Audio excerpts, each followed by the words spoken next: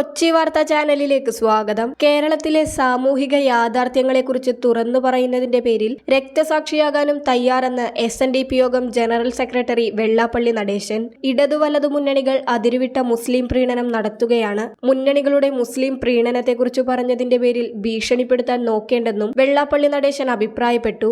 SNDP യോഗത്തിന്റെ മുഖപത്രമായ യോഗനാഥത്തിലെ മുഖപ്രസംഗത്തിലാണ് അദ്ദേഹം ഇക്കാര്യം വ്യക്തമാക്കിയത്.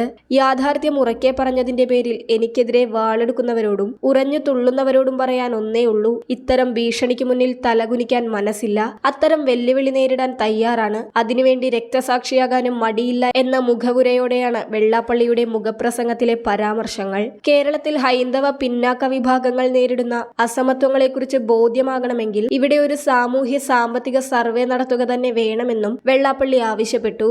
ഒഴിവുവന്ന 3 രാജ്യസഭാ സീറ്റുകളിലേക്ക് LDF ഒരു മുസ്ലിമിനെയും ഒരു ക്രിസ്ത്യാനിയെയും UDF ഒരു മുസ്ലിമിനെയും നാമനിർദ്ദേശം ചെയ്തതിലെ അനീതി ചൂണ്ടിക്കാണിച്ചതാണ് ഞാൻ ചെയ്ത പാതകം. കേരളത്തിൽ ആകെയുള്ളത് 9 രാജ്യസഭാ സീറ്റുകളാണ്. അതിൽ 5 പേര് മുസ്ലിങ്ങളാണ്, 2 പേർ ക്രിസ്ത്യാനികളും. ജനസംഖ്യയുടെ പകുതിയിലേറെയുള്ള ഹിന്ദുക്കൾക്ക് ഇരുമുന്നണികളും കൂടി നൽകിയത് 2 സീറ്റുകളും. തിരഞ്ഞെടുപ്പിൽ മത്സരിക്കുന്നവരെ നിശ്ചയിക്കുമ്പോഴും ഇരുമുന്നണികളുടെയും മുൻഗണന മതത്തിനാണ്. ഹൈന്ദവ ഭൂരിപക്ഷ മണ്ഡലങ്ങളിൽ വരെ ന്യൂനപക്ഷങ്ങളെ സ്ഥാനാർത്ഥികളാക്കുമ്പോൾ മലപ്പുറത്തും കോട്ടയത്തും മറിച്ചു ചിന്തിക്കാൻ ഇവർക്ക് ധൈര്യമില്ല.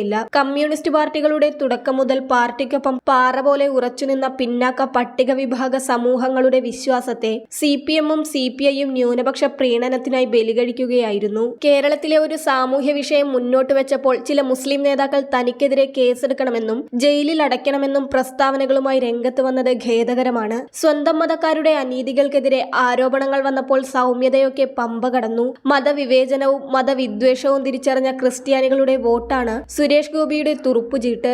ഇരുമുന്നണികളുടെയും മുസ്ലിം പ്രീണനവും മുസ്ലിം ലീഗിന്റെയും കുറെ മുസ്ലിം സംഘടനകളുടെയും അഹങ്കാരവും കടന്നുകയറ്റവും സഹിക്കാനാവാതെ വന്നപ്പോൾ ക്രൈസ്തവർ BJP-യെ രക്ഷകരായി കണ്ടുവെന്നും വെള്ളാപ്പള്ളി ലേഖനത്തിൽ പറയുന്നു.